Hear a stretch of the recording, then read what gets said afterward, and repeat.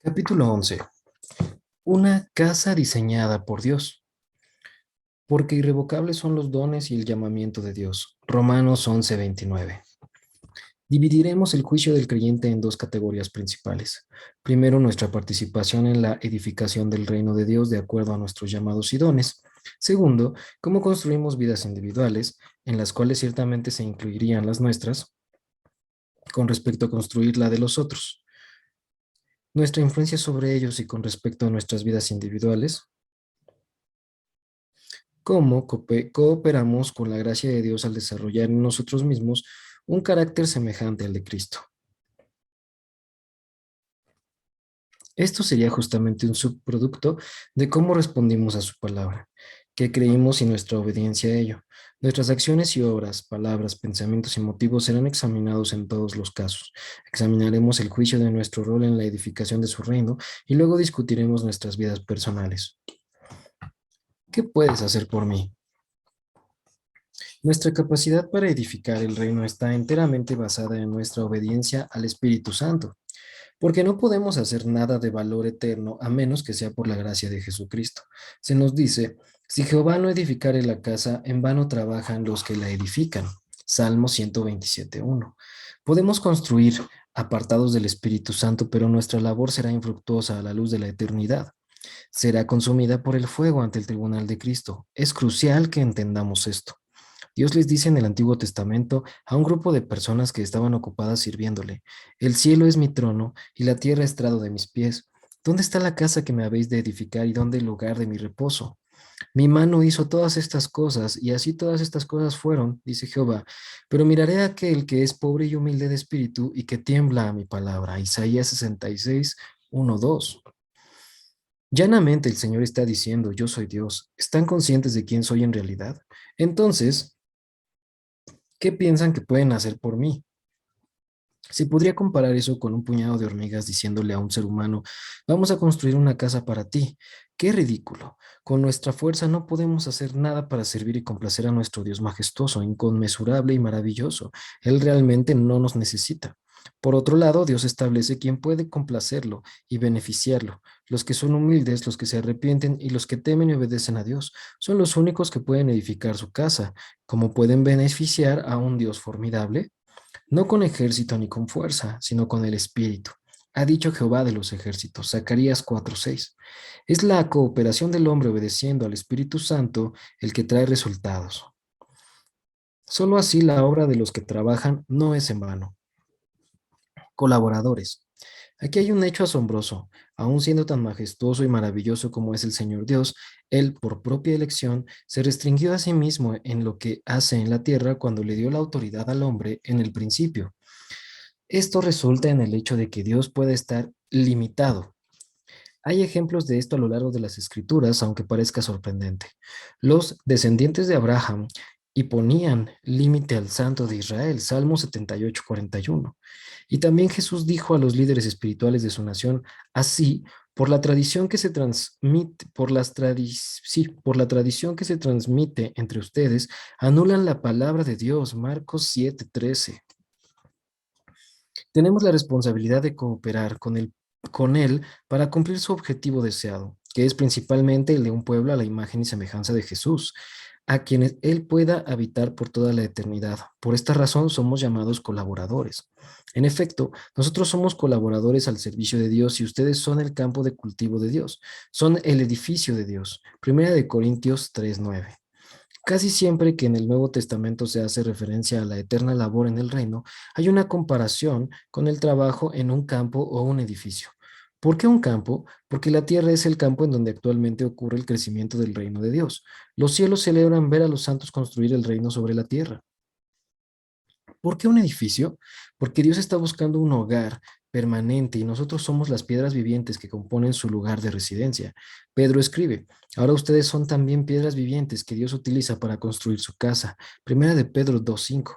Así, así que en esencia, nuestra razón para estar aquí en la tierra es la de edificar su glorioso templo o casa. sea guiando a otros a ser salvos, enseñándoles, sirviéndoles o ministrándoles. Tenemos el rol de ser una piedra viviente, como así también constructores de otros, logrando que esas piedras vivientes encajen y se unan a una casa gloriosa para Dios. De ahí que todos debamos dar cuenta de la responsabilidad personal y del reino. Una casa diseñada con propósito.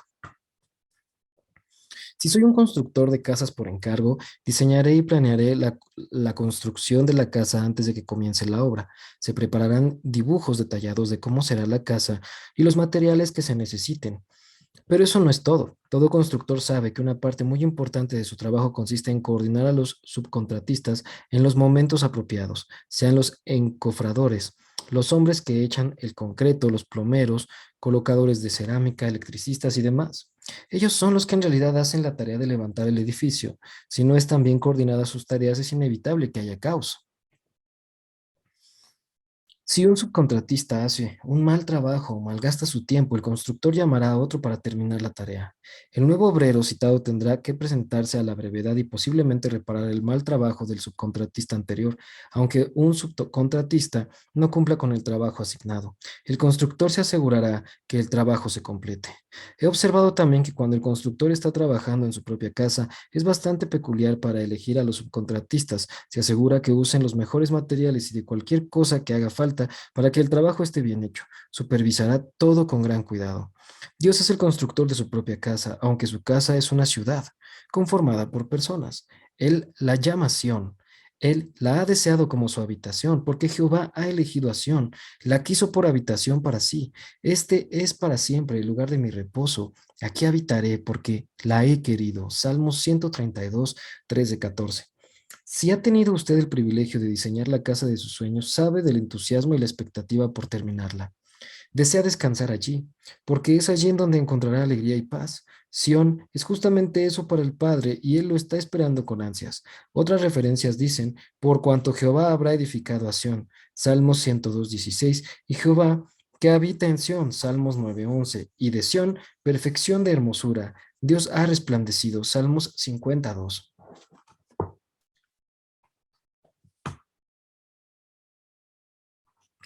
Él ha estado trabajando en su casa por miles de años ya. Decidió el plan antes de que el hombre fuera colocado sobre esta tierra. Sabía en su omnisciencia que el hombre fallaría aunque ese no fuera su designio. De manera que a partir de su conocimiento previo, él planeó construir Sion a partir de la humanidad redimida.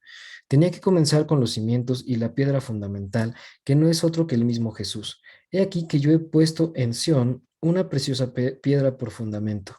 Isaías 28:16, porque el Padre diseñó y planeó su casa antes de la creación. Jesús es llamado el Cordero que fue inmolado desde el principio del mundo. Apocalipsis 13:8. Y Pedro dice, ya destinado desde antes de la fundación del mundo, primera de Pedro 1:20. Jesús no es solo el cimiento y la piedra fundamental, sino el jefe de los subcontratistas. Jesús no perdió el tiempo ni dejó de cumplir su tarea, la completó perfectamente. En oración dijo a su Padre justo antes de su crucifixión, he acabado la obra que me diste que hiciese. Juan 17:4. Dios Padre comenzó todo el diseño citado a Jesús a la hora señalada, Gálatas 4:4. Entonces, Él organizó a todos los subcontratistas, sin embargo, no serían solo subcontratistas, sino también los materiales de su casa. Estos subcontratistas somos usted y yo. Según nos escogió en Él antes de la fundación del mundo, para que fuésemos santos y sin mancha delante de Él. Efesios 1:4. Esto significa que somos nosotros mismos el material de la casa, somos piedras vivientes. Pero Él también nos eligió como subcontratistas, ya que leemos, porque somos hechura suya, creados en Cristo Jesús para buenas obras, las cuales Dios preparó de antemano para que anduviésemos en ellas. Efesios 2:10. Observe que preparó con anticipación las tareas que nos asignaría. No dice en ningún lugar de las Escrituras que nuestras tareas se nos asignaron desde el origen del mundo, aunque eso es ciertamente posible, pero si sabemos que las obras suyas estaban acabadas desde la fundación del mundo. Hebreos 4:3. Sin embargo, en cuanto a En cuanto a nuestras tareas personales como subcontratistas, lo único que encontramos escrito es que nos fueron dadas antes de nacer. David dice, mi embrión vio tus ojos, y en tu libro estaban escritas todas aquellas cosas que fueron luego formadas, sin faltar una de ellas. Salmos 139:16. El trabajo de nuestra vida estaba preordenado antes de que nos formáramos en el vientre de nuestra madre. Esta verdad es captada en las palabras de Dios a Jeremías. Él dijo: antes que te formase en el vientre te conocí, y antes que nacieses te santifiqué. Te di por profeta a las naciones. Jeremías 1:5. El apóstol Pablo también escribió: pero cuando agradó a Dios, que me apartó desde el vientre de mi madre y me llamó por su gracia. Gálatas 1:15-16. El testimonio de Jeremías y Pablo no hacen más que confirmar las palabras de David en cuanto a que todos nosotros fuimos elegidos por Dios para una tarea específica antes de que naciéramos. Cada día ordenado y cada momento designado antes de que pase un solo día. La pregunta es: ¿completaremos lo que estaba planeado para nosotros? Salomón dice: he entendido que todo lo que Dios hace será perpetuo. Sobre aquello no se añadirá ni de ello se disminuirá, y lo hace Dios, para que delante de él teman los hombres. Aquello que fue ya es, y lo que ha de ser fue ya, y Dios restaura lo que pasó. Eclesiastés 3:14-15. Hay tanto en este pasaje de escrituras. Primero, que Dios tiene un plan. Nada puede impedir que se cumpla, y la humanidad no puede agregarle nada. Ese plan, en una palabra, es su casa terminada. Luego, él continúa diciendo que esas cosas que se están cumpliendo ya estaban de antemano en el plan de Dios. Sin embargo, de lo que ya está hecho, tendremos que dar cuenta. ¿Cumplimos con lo que él ordenó o lo estropeamos o no lo hicimos? Tuvo que designar a otro para hacer lo que fuimos llamados a hacer en el plan maestro.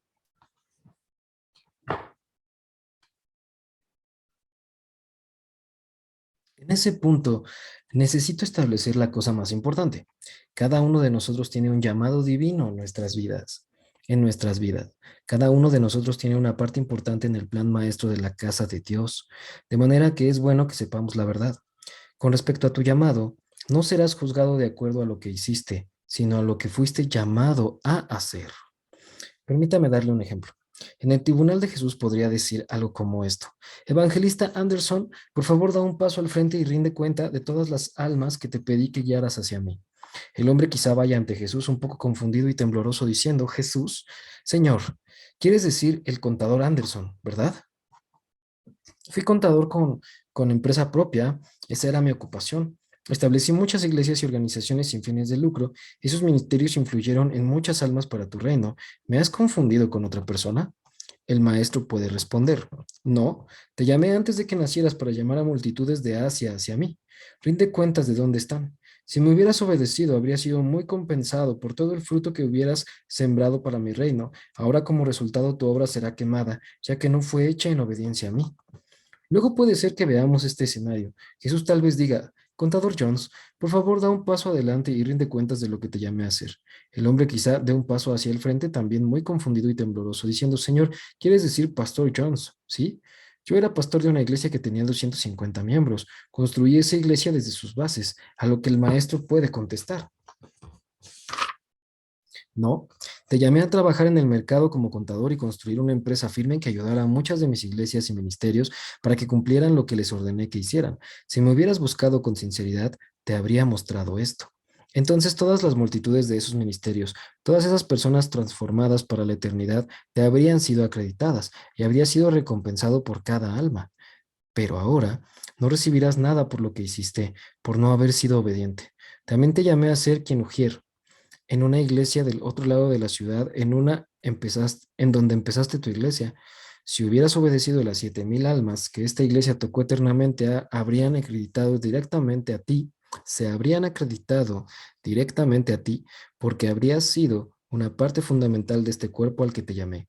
Al no haber estado allí, no recibirás recompensa por aquellas 7,000 almas. Permítame otro ejemplo. Conozco un miembro de la comisión que es un querido amigo y pastor de una iglesia próspera en la parte sudeste de los Estados Unidos.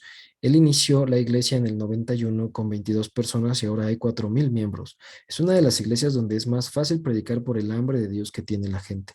Muchísimos han sido salvos y discipulados ahí. La iglesia creció rápidamente por medio de mucha oración, firme prédica, trabajo duro, y construyeron un edificio hermoso para albergar a un gran número de personas.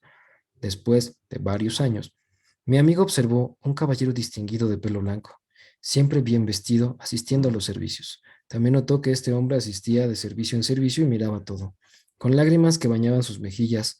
Sin embargo, el pastor percibía que no eran lágrimas de felicidad. Finalmente, este caballero se acercó a uno de los pastores asociados y le contó que en 1981 el Señor le habló claramente diciéndole que tenía que comenzar una iglesia en esa ciudad.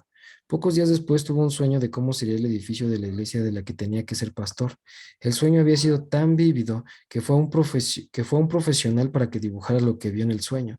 Entonces encontró cierta resistencia y se echó atrás y no comenzó la iglesia. Luego de un tiempo viajó y fue ministro en otras ciudades y finalmente terminó nuevamente en el mundo de los negocios. Entonces abrió un papel doblado con cuidado y le dijo al pastor asociado que era el dibujo del edificio que había realizado el artista en 1981. Cuando el asociado vio el dibujo, casi se desmaya. Era el lugar que mi amigo había construido años más tarde y en el que estaban reunidos.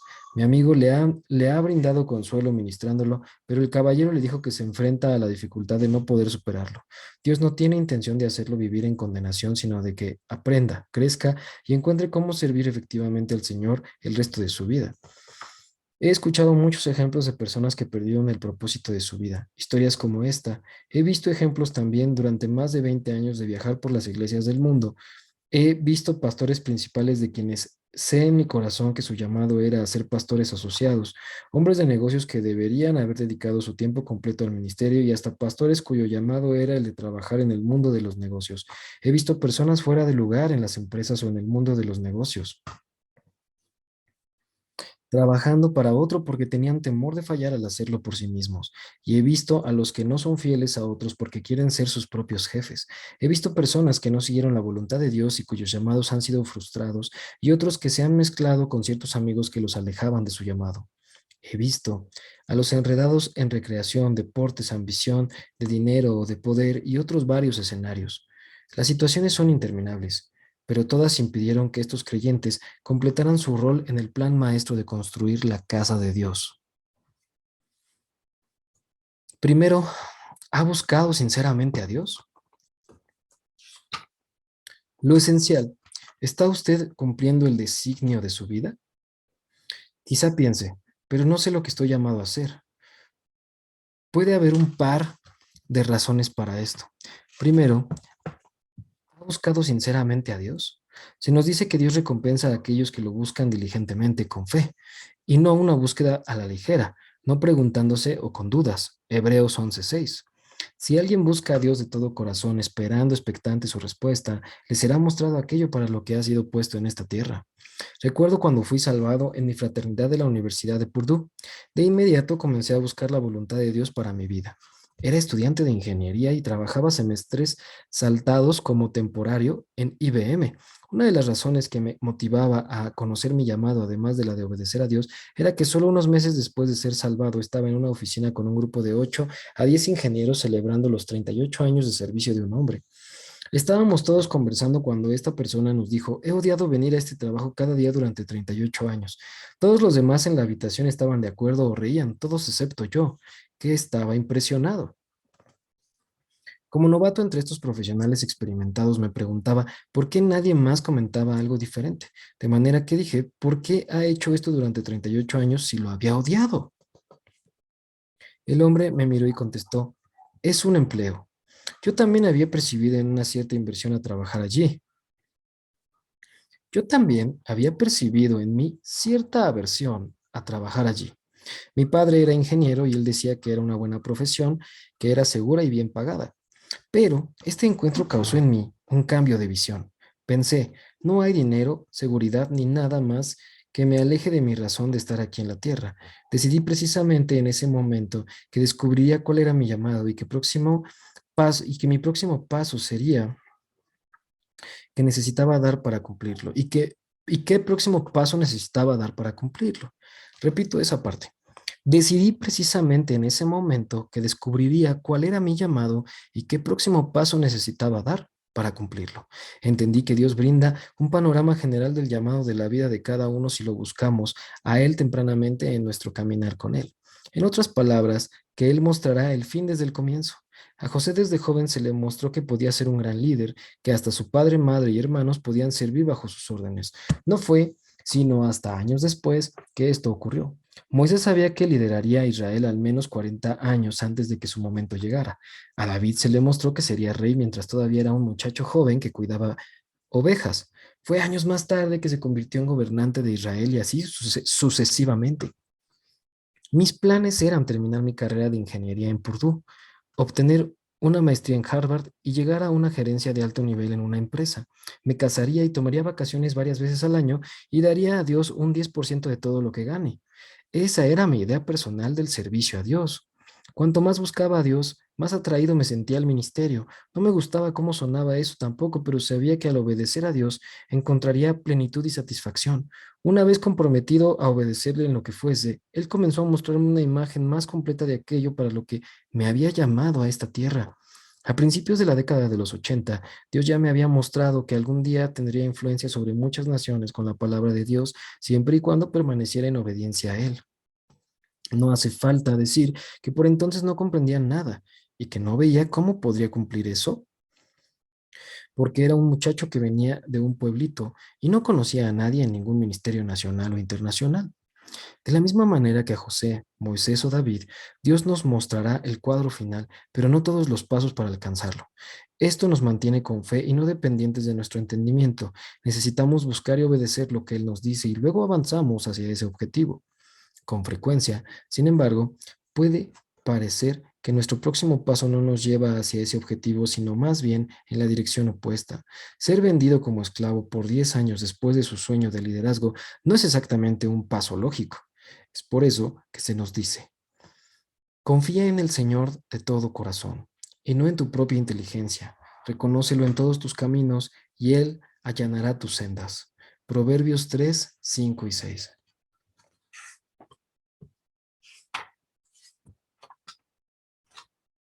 Pocos meses después, durante mis últimos años de universidad, me quedé en mi casa de fraternidad mientras todos los demás estudiantes iban a casa por 4 días para el Día de Acción de Gracias. Durante estos días ayuné y oré buscando la dirección y voluntad de Dios en mi vida.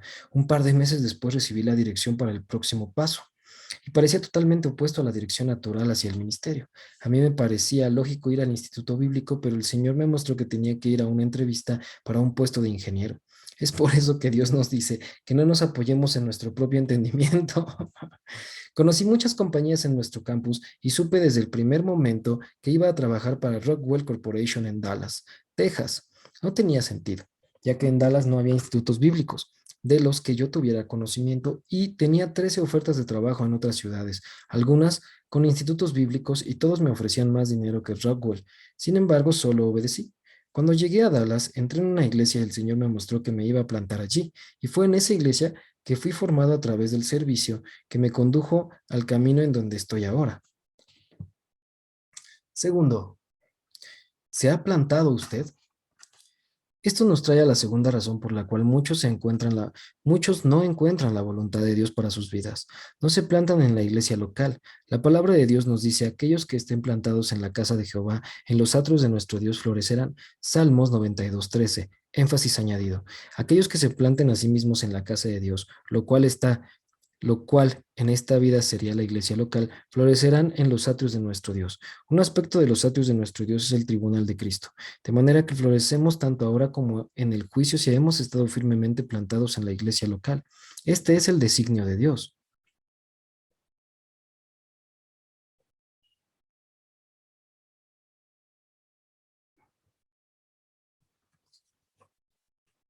Es Dios quien ordenó la iglesia, no los hombres. Jesús dice, y yo también te digo que tú eres Pedro y sobre esta roca edificaré mi iglesia y las puertas del Hades no prevalecerán contra ella. Mateo 16:18. Vea la palabra edificaré. ¿Cómo puede él construir su iglesia sin estar físicamente allí? La respuesta es a través de su cuerpo, es decir, nosotros. Nuevamente es por eso que somos llamados colaboradores. La gracia, la capacidad y los dones nos son dados por él y él es quien nos da el poder sobrenatural. Pero debe haber vasijas obedientes para concretar su trabajo. La pregunta es, ¿estamos construyendo su iglesia en cooperación con él o estamos motivados por nuestra propia agenda, aunque sea enmascarada bajo la forma de ministerio? Jesús tiene una iglesia universal subdividida en iglesias locales. Uno de los numerosos ejemplos de esto serían sus palabras para cada una de las 7 iglesias locales en Apocalipsis: Éfeso, Esmirna, Pérgamo, Tiátira, Sardis, Filadelfia y Laodicea. La iglesia es también llamada cuerpo de Cristo, Pablo dice, y él es la cabeza del cuerpo que es la iglesia, Colosenses 1:18. Así como la Iglesia Universal está subdividida en cuerpos locales, también el cuerpo universal de Cristo está dividido en cuerpos locales. El Señor es quien ubica a su pueblo, mas ahora Dios ha colocado los miembros, cada uno de ellos, en el cuerpo como Él quiso. Primera de Corintios 12:18. Esta puede ser una afirmación sorprendente. No somos nosotros los que elegimos a dónde vamos a la iglesia. Él lo hace. Deténganse y reflexione en eso por un momento. ¿Cuántos eligen iglesias como si eligieran ropa o restaurantes en lugar de buscar la voluntad de Dios en oración para saber dónde Él los quiere? ¿Cómo puede usted cumplir el propósito de su vida si ni siquiera está en la ubicación correcta dentro del cuerpo? ¿No deberíamos ir a una ciudad o a una iglesia a menos que hayamos buscado conocer lo que Dios tenía previsto al respecto? Cada uno de nosotros tiene un rol en la iglesia local. Leemos: vosotros, pues, sois el cuerpo de Cristo y miembros cada uno en particular, y aún nos puso Dios en la iglesia primeramente. Primera de Corintios 12, 27, 28. Pablo entonces da una lista de algunas de las posiciones más importantes dentro de la iglesia local. Aunque no da una lista exhaustiva, sabemos por otras referencias del Nuevo Testamento que cada creyente es una parte del cuerpo de Cristo, que cada uno de nosotros juega un rol vital, así como sucede con cada uno de los miembros de nuestro cuerpo físico. Si no estamos funcionando en el cuerpo, en que al cual estamos asignados, la iglesia local está mutilada, como si uno o más de sus miembros físicos, una pierna, ojo o riñón, no estuviese funcionando o lo hicieran de manera independiente. El triste hecho es que tanto el ministerio de Jesucristo no está siendo cumplido en nuestras comunidades a causa de la grave invalidez de las iglesias locales. Porque están inválidas, por lo general no es a causa de líderes ineficaces, sino por los creyentes que profesan serlo, pero viven independientemente. ¿Puede imaginar si mis ojos decidieran que van a hacer lo que quieran, o mis piernas o pies u otra parte de mi cuerpo? Me asombra lo que Dios ha llegado a hacer en Norteamérica con el estado de nuestra iglesia. ¿Porque la iglesia primitiva explotó en crecimiento tan rápidamente? Examinemos y veamos. Y perseveraban en la doctrina de los apóstoles, en la comunión unos con otros, en el partimiento del pan y en las oraciones. Todos los que habían creído estaban juntos y tenían en comunión todas las cosas, y vendían sus propiedades y sus bienes, y lo repartían a todos según la necesidad de cada uno. Y perseverando unánimes cada día en el templo, y partiendo el pan en las casas, comían juntos con alegría y sencillez de corazón, alabando a Dios y teniendo favor con todo el pueblo. Y el Señor añadía cada día a la iglesia a los que habían de ser salvos. Hechos 2:42, del 44 y al 47. ¿Ve que los creyentes estaban plantados en las iglesias locales? Adoraban a Dios mientras se sometían a los líderes, compartían el exceso de lo que tenían con los que no tenían, y esto resultó en un crecimiento saludable de la iglesia. Las personas servían al Señor a través de su iglesia local, lo cual también incluía su vida de hogar. Ser parte de la iglesia local era su vida. De hecho, se suscitó un problema cuando algunas viudas fueron desatendidas en la distribución de alimentos. Los apóstoles reunieron al cuerpo local de creyentes y les dijeron que no era bueno para ellos dejar el ministerio de la palabra de Dios para servir a las mesas. Buscad, pues, hermanos, de entre vosotros a 7 varones de buen testimonio, llenos del Espíritu Santo y de sabiduría, a quienes encarguemos este trabajo. Hechos 6:3. Observe que no era: necesitamos voluntarios. ¿A alguien le importaría dar su tiempo para ayudar a estas mujeres? No. Todos los creyentes estaban comprometidos a servir porque estaban plantados en la iglesia local. Personalmente creo que cada miembro estaba deseando ser seleccionado para servir. 7 miembros fueron elegidos y entonces a los cuales presentaron entre los apóstoles, quienes, orando, les impusieron las manos, y crecía la palabra del Señor, y el número de los discípulos se multiplicaba grandemente en Jerusalén. También muchos de los sacerdotes obedecían a la fe. Hechos 6, del 6 al 7. ¿Impusieron las manos sobre estos 7 hombres? ¡Wow! No era para ministrar desde el púlpito, enseñar en un grupo hogareño, liderar la palabra, liderar la alabanza y el culto o salir a un viaje misionero, sino servir comida a viudas en la iglesia. Sin embargo, note cómo una vez que tomaron su lugar en el cuerpo, por insignificante que parecía, la palabra de Dios crecía y el número de discípulos se multiplicaba en gran manera en Jerusalén. Aquí encontramos un hecho sorprendente. En Hechos 1 al 5, la palabra agregado o añadido se usa varias veces para describir el crecimiento de la iglesia de Jerusalén. Por ejemplo, así que los que recibieron su palabra fueron bautizados y se añadieron aquel día como 3,000 personas, Hechos 2:4. Y el Señor añadía cada día a la iglesia a los que habían de ser salvos, Hechos 2:47. Y los que creían en el Señor aumentaban más, gran número, así de hombres como de mujeres, Hechos 5:14. Hasta este punto, solo los apóstoles estaban haciendo el trabajo ministerial en la iglesia local y Pedro fue el único del que se tiene registro como predicador. Sin embargo, en algún punto los creyentes se dieron cuenta de que cada uno tenía responsabilidades muy importantes. Primero, predicar el evangelio a otras personas y segundo, que tenían un rol que jugar en la iglesia local. El descubrimiento de que todos los creyentes contaran la increíble historia de la resurrección de Jesús se encuentra en Hechos 5:42, 6 y 6:1. Y todos los días, en el templo y de casa en casa, no cesaban de enseñar y predicar a Jesús como el Cristo. Por aquellos días, al multiplicarse el número de los discípulos, no hay manera de que Pedro pudiera predicar en cada casa porque no había radios, televisores o internet. Todos los creyentes estaban ahora predicando el Evangelio de Jesucristo a sus vecinos. Observe que ahora la iglesia no estaba creciendo por adición, sino por multiplicación. Esta es la primera vez en el libro de Hechos que encontrará crecimiento multiplicado. Sin embargo, no se detiene ahí, porque cuando los creyentes tomaron sus lugares para servir en la iglesia y el ejemplo fueron los hombres sirviendo a viudas con necesidades, leemos que el número de los discípulos no solamente se estaba multiplicando, sino multiplicando en gran manera. Multiplicación en gran manera es crecimiento exponencial. Déjeme compartir con ustedes las diferencias entre adición y multiplicación en gran manera, o crecimiento exponencial. Consideremos a un pastor que gana 10,000 personas para el Señor cada mes. ¿Lo considerarían como un ministerio efectivo? ¿Sabe cuánto le tomaría alcanzar a todo el mundo? La respuesta es un asombroso número de años, 60,000. Sin embargo, eso sería posible si nadie naciera o nadie muriera durante esos 60,000 años. Eso es más de 10 veces el periodo en que el hombre ha estado sobre la tierra. Imposible. Ahora permítame darle un ejemplo de multiplicación en gran manera. Digamos que usted gana 2 personas para el Señor y logra que estén en la iglesia local. Luego, el próximo mes, cada uno de esos 2 conduce a otros 2 hacia el Señor y los acerca a la iglesia local. Al mes siguiente, cada uno de esos 4 hace lo mismo y el siguiente mes, cada uno de esos 8 acerca a 2 por cada uno al Señor. Si esta tendencia continúa, ¿sabe cuánto tiempo llevaría a alcanzar a la población total de la Tierra con el Evangelio? La respuesta es sorprendente. 33 meses. Sí, así es, menos de 3 años. Esto es una multiplicación en gran manera. Ahora, ¿entiende cómo podemos leer esto en la Biblia? Así continuó por espacio de 2 años, así continuó por espacio de 2 años, de manera que todos los que habitaban en Asia, judíos y griegos, oyeron la palabra del Señor Jesús. Hechos 19:10. Todos los habitantes.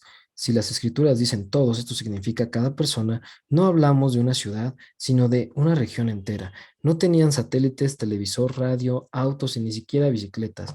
Esto es crecimiento exponencial. Hace falta un cuerpo saludable de creyentes para experimentar una multiplicación en gran manera.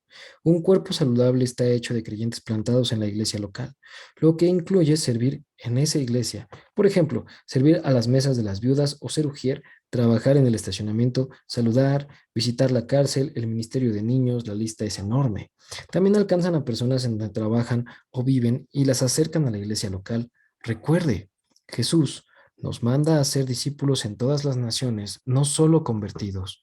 Debemos alcanzar a los que se acercan a la iglesia para que se les enseñen las cosas que Dios mandó. Mateo 28:20. Hace falta el cuerpo local entero y todos los dones dentro de él para que las personas maduren en Cristo. La clave de estar plantados en la iglesia local. Aquí florecemos. Si se fija, verá que Felipe era uno de los 7 elegidos para servir la comida a las viudas. Sin embargo, más tarde en el libro de Hechos, se le llama Felipe el Evangelista. Su obra de ministerio se había expandido. incluyendo muchas ciudades. Al otro día, saliendo Pablo y los que estaban con él, fuimos a Cesarea y entrando en casa de Felipe el Evangelista, que era uno de los 7, posamos con él. Hechos 21:8. Aunque luego se convirtió en un gran evangelista y había sido mudado por el Señor a una ciudad diferente, se le reconocía todavía como uno de los 7. Servir en la iglesia local fue un rol crucial para introducirlo en el llamado de su vida. Les digo a las personas, puede ser que tenga un llamado para hacer algo grandioso, pero no madurará correctamente si no nació primero de estar plantado en una iglesia local. Permítanme volver a citar las palabras del salmista. Plantados en la casa de Jehová, en los atrios de nuestro Dios florecerán. Salmos 92:13. Piense en la palabra plantados. Para entender la operación del reino, usted debe considerar la ley de la siembra y la cosecha. Jesús les dijo a sus discípulos que si no entendían el principio de la semilla, el suelo y la cosecha, no podían entender todas las parábolas. Marcos 4:13. En una parábola, el reino entero de Dios es como cuando un hombre echa semilla en la tierra y duerme y se levanta de noche y de día, y la semilla brota y crece sin que él sepa cómo, porque de suyo lleva fruto la tierra, primero hierba, luego espiga, después grano lleno en la espiga, y cuando el fruto está maduro enseguida se mete la hoz, porque la siega ha llegado. Marcos 4 del 26 al 29. Digamos que tengo en mi poder un puñado de semillas, todas de árboles frutales, pero no las conozco tanto como para diferenciar unas de otras. La única forma de saber cuál es sembrándolas. Ya plantadas, mientras el tiempo pasa, descubriré la naturaleza de cada semilla. Dios coloca en cada uno de nosotros un llamado predeterminado. Luego nos da dones para cumplirlo, porque irrevocables son los dones y el llamamiento de Dios. Romanos 11:29. De acuerdo con Jesús, mi llamado y dones están en estado de semilla. Si me planto a mí mismo en la iglesia, alcanzaré el designio que Dios tiene para mí. Si no, usaré los dones en mi vida para un propósito diferente de la intención del Creador. No se deje engañar por los estándares del éxito del mundo, porque usted podría ser muy exitoso con sus dones, pero no estar obedeciendo el plan maestro. Permítame darle ejemplos. Verá, muchos en el mundo que tienen voces magníficas y conmueven a la gente hasta las lágrimas, su don les fue dado para glorificar a Dios y mover a las personas a buscar el corazón y los deseos de Él, porque no fueron salvados, fueron plantados en una iglesia.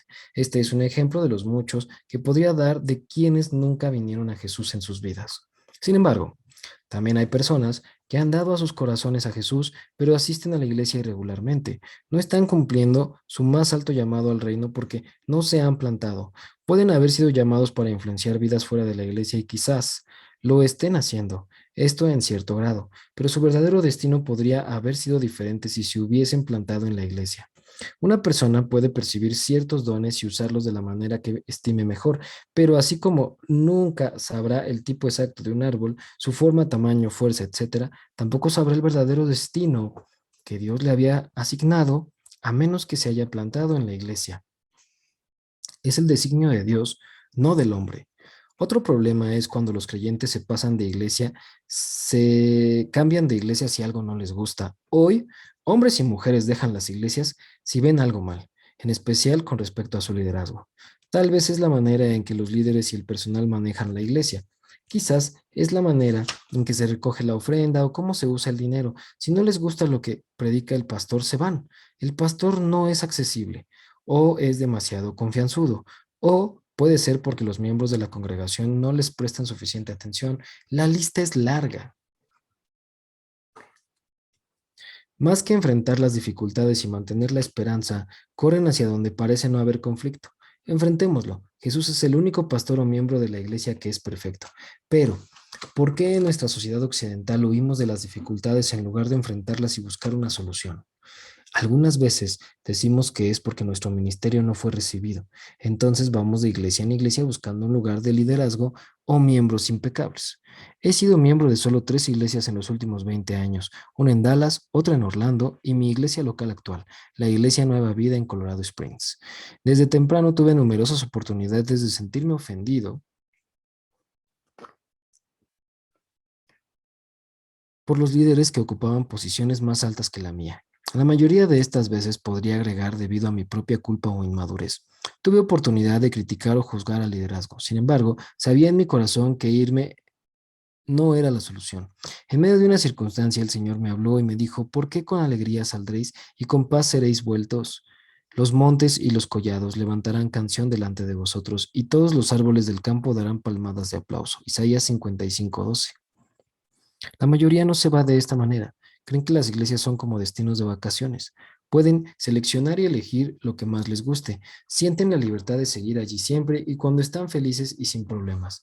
Recuerden, el lugar en donde Dios nos coloca es el mismo donde el demonio quiere ofendernos y sacarnos. Quiere sacar de raíz a los hombres y mujeres de donde Dios los planta. Si nos puede sacar, ha tenido éxito. Si usted no cambia de opinión, aún en el medio del gran conflicto, arruinará sus planes y contribuirá a los de Dios. Una vez más, aquellos plantados en la casa de Jehová, en los atrios de nuestro Dios, florecerán. ¿Qué le sucede a una planta si se la trasplanta cada 3 semanas? Su sistema de raíces comenzará a disminuir y no florecerá o prosperará. Si la sigue trasplantando, la planta morirá. Muchos van de iglesia en iglesia tratando de desarrollar su llamado. Si no son reconocidos en el lugar en donde Dios los coloca, fácilmente perciben una ofensa. Si algo se hace de manera que no les gusta, se ofenden y se van. Si van culpando al liderazgo, son ciegos a cualquier defecto de su propio carácter y no se dan cuenta de que Dios los estaba perfeccionando con la presión que tenían. Esto no se limita solo al ministerio, sino a casamientos, empleos y otras relaciones. Aprendamos de los ejemplos que Dios da con las plantas y los árboles. Cuando un árbol frutal se planta en el suelo, tiene que enfrentar tormentas, sol caliente y viento. Si un árbol joven pudiera hablar, diría: por favor, sáquenme de aquí, pónganme en un lugar en donde no haya calor sofocante ni tormentas de viento. Si el jardinero hiciera caso al árbol, en realidad le causaría un gran daño. Los árboles soportan el calor del sol y las tormentas con viento y lluvia, enviando sus raíces hacia lo profundo. La adversidad que enfrentan es en definitiva fuente de gran estabilidad. La dureza del clima que los rodea hace que busquen más profundamente la fuente de su vida. Llegará el día en que ni la mayor tormenta de viento pueda afectar su capacidad de producir fruto. Vivíamos en la Florida, capital de los cítricos. La mayoría de los floridenses sabe que cuando más crudo es el invierno para los árboles, más dulces son las naranjas. Si no dejáramos de resistir tan rápido, nuestro sistema de raíces tendría la oportunidad de llegar a ser más fuerte y profundo. Nuestro fruto sería más completo y dulce a los ojos de Dios y más deleitable para su pueblo. Podríamos ser árboles maduros con los que el Señor se deleitaría en vez de ser los que se sacan de raíz por falta de fruto. Lucas 13, 6 al 9. No deberíamos resistirnos a lo que Dios nos permite vivir para fortalecernos en nuestro llamado. Tercero, ¿está usted enredado? Por último, trataremos de la última razón por la que las personas no encuentran y cumplen su llamado: los enredos. Hay pesos que les impiden correr y completar su carrera. Pablo dice de sí mismo: pero ya me preocupo por mi vida, con tal de que pueda terminar mi carrera. Pero ya no me preocupo por mi vida, con tal de poder terminar mi carrera y llevar a cabo la misión que he recibido del Señor Jesús: renunciar la, anunciar la buena noticia de la gracia de Dios. Hechos 20:24. Él tenía plena conciencia de su misión en la vida. Tenía que terminar un trabajo y también se dio cuenta de que aún no estaba completo. ¿Cómo lo sabía? Como Jesús lo sabía y Pedro lo sabía. Segunda de Pedro 1:14. Y lo saben otros que buscan a Dios, se plantan a sí mismos en la iglesia y perduran. El Señor revela esto a cualquiera que no considere su vida más valiosa que la voluntad de Dios. Aquí está la clave final. Cuando dejemos nuestras vidas para cumplir el plan que Dios desea para nosotros, no solo descubriremos nuestro llamado, sino que también lo cumpliremos. Vemos un ejemplo en el Evangelio. Cierto día, Jesús estaba viajando de un pueblo a otro y leemos: yendo ellos, uno le dijo en el camino: Señor, te seguiré a donde quiera que vayas. Lucas 9:57. Este hombre está emocionado y es sincero, apasionado, quiere seguir a Jesús todo el camino. Sin embargo, Jesús tiene una manera de ver a través del entusiasmo y llegar hasta los motivos engañosos del corazón. Él vio un enredo que le impedía a este hombre cumplir su designio. De manera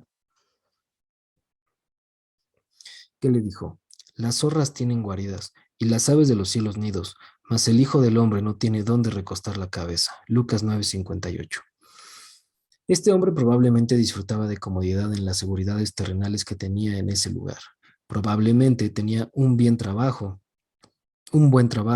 una casa de valor considerable y un programa de retiro establecido para sus últimos años. Jesús pegó en este deseo de seguridad terrenal al decirle que él no tenía asegurado un lugar para recostar su cabeza. Ya puedo yo ver a este hombre, como a muchos otros de la multitud, comenzando a sentirse muy despacio para luego retirarse muy despacio para luego desaparecer de la escena. Probablemente estuviera diciendo: Jesús, te serviré en tus reuniones, tocaré en la orquesta o hasta estacionaré autos a los ancianos que asistan a toda convención en mi pueblo. Lo glamoroso de seguir a Jesús perdió su brillo. Las buenas intenciones de servirlo se desvanecieron rápidamente, de manera que él y muchos otros se fueron con la intención de apoyarlo, pero sin comprometerlo todo. Luego Jesús miró a otro que seguía deseando ayudar y dijo: sígueme. Él le dijo: Señor, déjame que primero vaya y entierre a mi padre. Jesús le dijo: deja que los muertos entierren a sus muertos y tú ve y anuncia el reino de Dios. Lucas 9 del 59 al 60. Qué respuesta tan fuerte. Algunos pensaron que estaba siendo insensible y un poco duro. Sin embargo, debemos entender la cultura de esa época.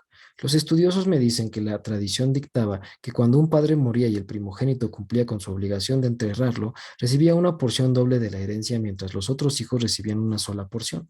Pero si no cumplía con la tarea de enterrar a su padre, la doble porción de herencia iba entonces al segundo hijo. Este hombre tenía el dinero en su mente.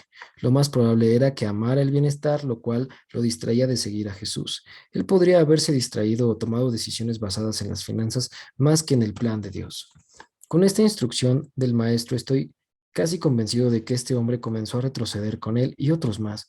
Su respuesta fue algo así como: Jesús, sirvo en las conferencias que hay en mi ciudad, canto en los coros y toco la batería. Puedo hacer eso. Me encanta hacer esto y no te cobraré nada por mis servicios. El entusiasmo de seguirlo perdió su encanto para este hombre en un buen número de otros. Y un buen número de otros. Destaco también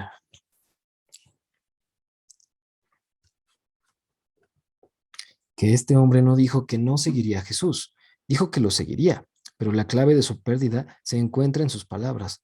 Déjame que primero. Él quería estar seguro de que su deseo se cumpliría, pero nada puede venir antes de la voluntad de Dios si vamos a descubrir y completar su plan para nuestras vidas. He visto un sinfín de creyentes que se apartan de la obediencia porque tienen intención de entender sus propias prioridades, de atender sus propias prioridades primero. Qué triste que hayan perdido su llamado.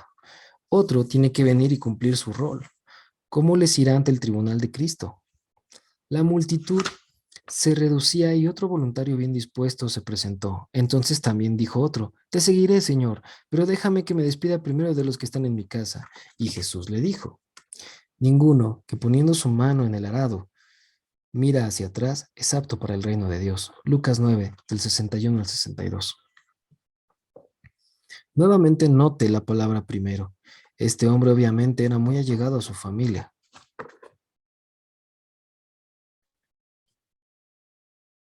O tenía amigos o una novia en casa y debía tomar decisiones al respecto para seguir al hombre de Galilea. Sus relaciones más estrechas habrían sido el factor determinante en cómo serviría a Jesús, de manera que el Señor confrontó directamente esto diciendo que él no encajaba en el servicio para el reino. Ya puedo ver a este hombre retrocediendo con otro gran grupo casi. Puedo oírlo decir: Jesús, soy bueno en las relaciones públicas y recursos humanos. Puedo ser un consultor para su ministerio o involucrarme con algunos empleados realmente buenos. También puedo ayudar a asegurar el centro para tu próxima conferencia local en una ciudad. Y cuando tú vengas, yo estaré a cargo de todos los anfitriones y ujieres que trabajan en tus reuniones. Dime, hasta seré tu ujier. Si me necesitas, estoy allí para ti. Lo más probable es que en este punto Jesús hubiera visto cómo se reducía la multitud de entusiastas seguidores, hasta solo abarcar a unos 70. Había habido quizás miles en un principio, pero él había dado en el clavo, directo, sobre tres áreas de enredo que impedían a las personas completar su destino: seguridad, dinero y relaciones. Hay otras áreas, tales como placeres o el deseo de otras cosas fuera de los propósitos de Dios, y así, pero en mis años de experiencia estos son los más importantes.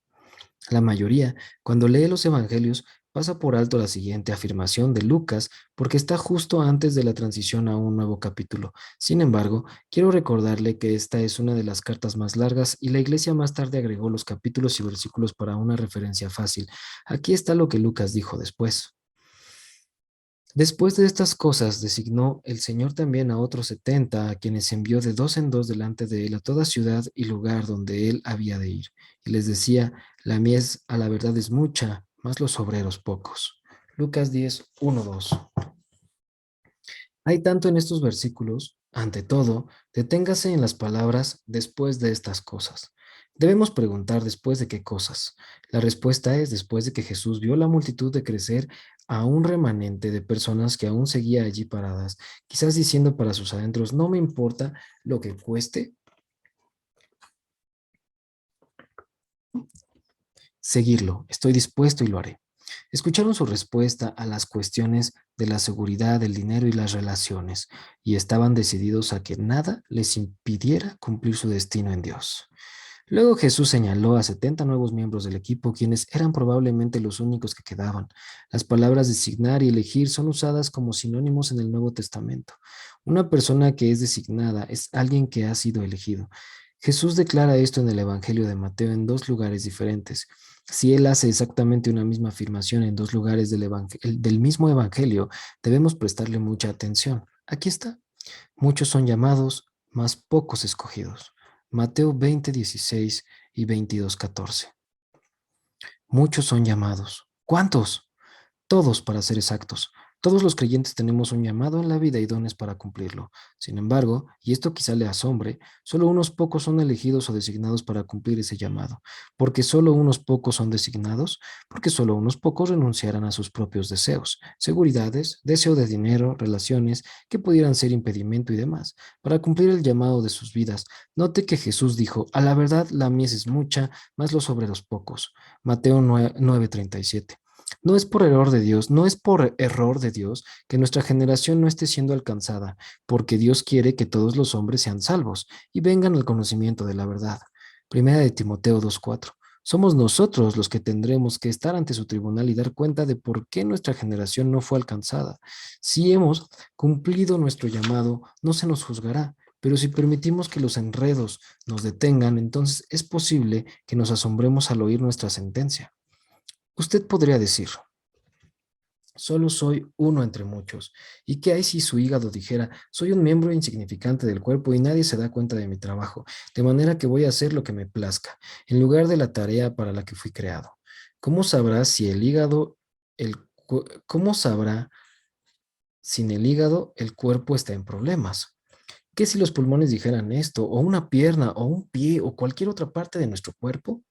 Así como cada miembro del cuerpo tiene significado e importancia, también cada uno de los miembros de la iglesia. Aquí está lo que nos hace reflexionar. Jesús nos dice que solo unos pocos cumplirán su destino como subcontratistas en la casa de Dios. Cada creyente tendrá un llamado para construir, pero solo unos pocos lo harán. Esto significa que la mayoría de los creyentes que se paren ante el tribunal de Cristo sufrirán pérdida y no ganarán recompensas gloriosas. Sé que no son buenas noticias, sin embargo, aquí hay una noticia que sí es buena. Usted puede comenzar ahora, puede ponerse de rodillas y orar y pedirle a Dios que lo perdone por todo lo que ha permitido que lo alejara de obedecer su voluntad para su vida y luego avanzar paso a paso. Smith Wigglesworth, Smith Wigglesworth, un gran evangelista del siglo XX, no comenzó su ministerio hasta que tenía unos 50 años de edad. No es demasiado tarde para usted.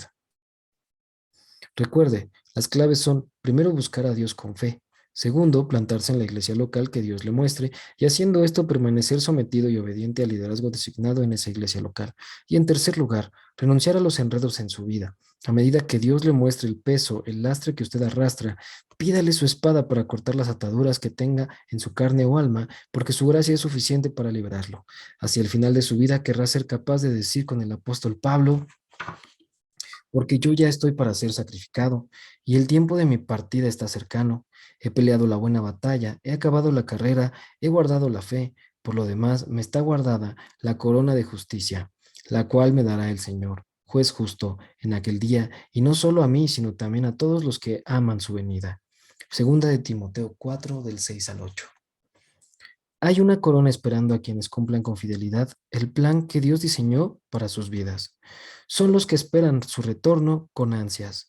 La palabra clave aquí es ansias.